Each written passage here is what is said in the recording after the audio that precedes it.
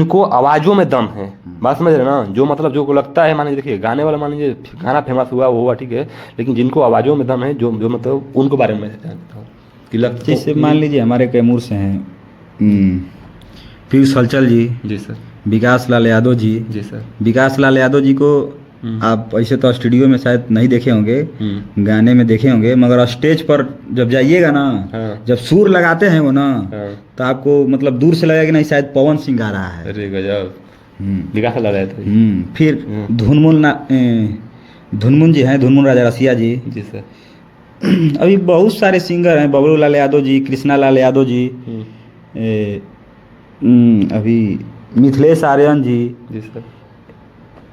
मयंक पुजारी जी, मनीष मिंसू जी, सब लोग मेहनत कर रहा है। जी सर। सब लोग सोच रहा है कि बजे हम। जी सर। मगर भाई मेहनत तो करना पड़ेगा, इतना जल्दी कोई बजेगा नहीं। बराबर है सर।